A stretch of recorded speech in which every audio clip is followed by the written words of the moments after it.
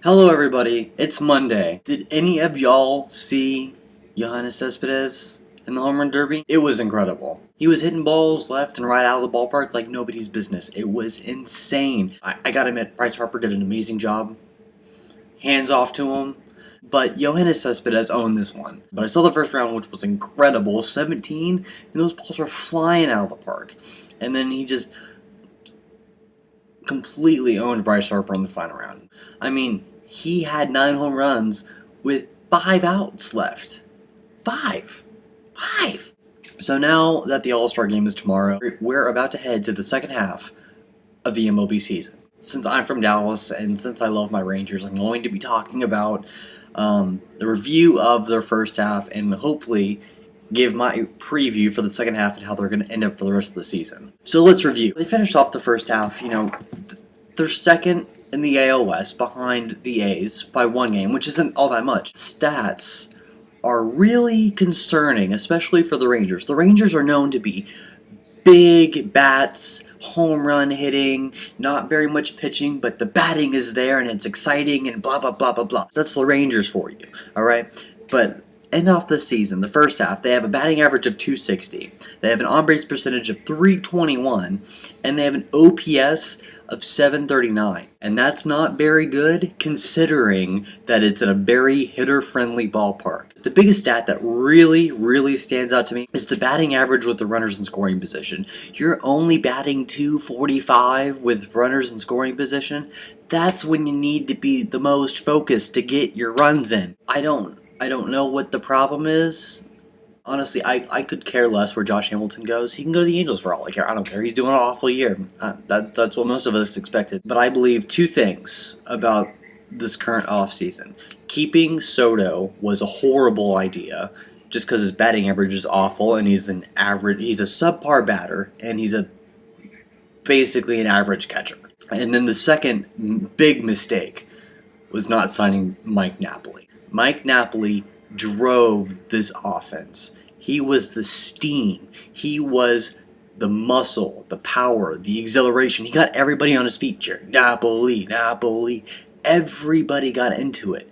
And it got the rest of the batting order way more excited because everyone was into it and excited and going for it. And now we're expecting Profar to make up for that.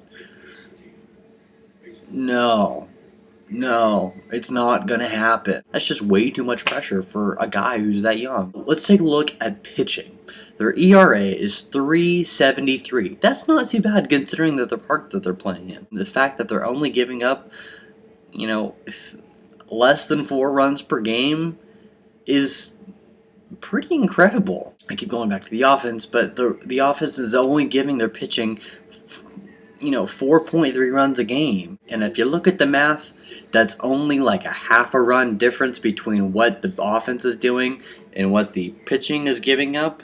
Yeah, that's not very much space there. That's a lot of pressure you're putting on your pitchers. They can't handle that pressure, especially considering that all of them are like minor leaguers and praying that they're not going to get killed. But overall, the pitching is astounding considering mostly that their 3 biggest pitchers are on the disabled list. You have Lewis, Feliz, and Harrison all on the 60-day disabled list, and yet the pitching is probably one of the best in the American League. It's not the best, and it's not spectacular, but as Ron Washington likes to say, generally, most of the time, the pitching will keep the game in check for the offense to take over even. There's not very much offense to speak of in the first place. I've discovered 3 main issues. 1, low batting average with runners in scoring position. That needs to be fixed. This offense needs some kind of spark. I mean, I know they're going after David Price, but honestly, I don't think pitching is much of a concern right now. I think they need more of an offensive spark to get the rest of this batting order flowing together, because without Michael Young and without Napoli and without Hamilton, there's a lot more pressure putting on young guys that they just can't handle right now. They can't. And what I've noticed at least from the games that I'm able to see, they're not going first to third anymore. At least back in 2010 and back in 2011, I mean, if there was a ball in right field, you automatically assumed that You know, if there's a runner on first, he was going first to third. They're not doing that anymore. They're not as aggressive as they used to be. Stealing does not happen very much anymore. And it may be because the players are getting older and they can't run as fast, but I mean, you gotta create runs, and they're not doing it. I'm gonna be honest, I'm scared of the A's. I'm terrified of the A's. They're a frickin' good team.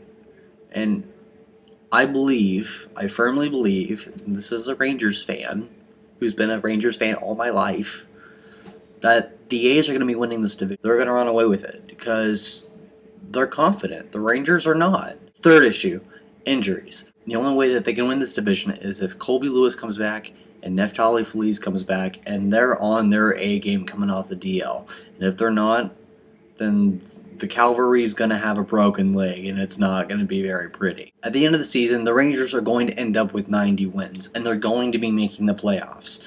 That's my prediction. They're going to be getting the wild card, but they will not be winning the division. That belongs to the A's. Sorry, I almost misspoke. By the way, since I almost said Angels, this goes out to all you Angels fans right now. Just reading all the boards and everything, and y'all like, we can come back, we can do this, yes, the Angels are awesome, we have the greatest hitters in the history of mankind, we're going to win the rest of our games. You're not going to make the playoffs. It's not happening. Okay? It's not. And here's my reasoning. You currently have a record that's below 500, and let's assume that you have to win at least 90 games to make the playoffs, at least 90, okay, you would have to perform better than the Cardinals have been performing for the majority of the year for the rest of the year, which basically means that you have to win every series you play for the rest of the year. And considering you just got swept by Seattle, it doesn't look promising. Alright, so that's my final prediction. I'm predicting that the A's will actually win the AL West and that the Rangers will make the playoffs, but they will only make them as a wild card and they will finish second in the division. Third in the division will be the Angels. Fourth will be the Mariners. And last, lowly, welcome to the AL, Houston Astros. I'll see y'all later. I hope you enjoyed it.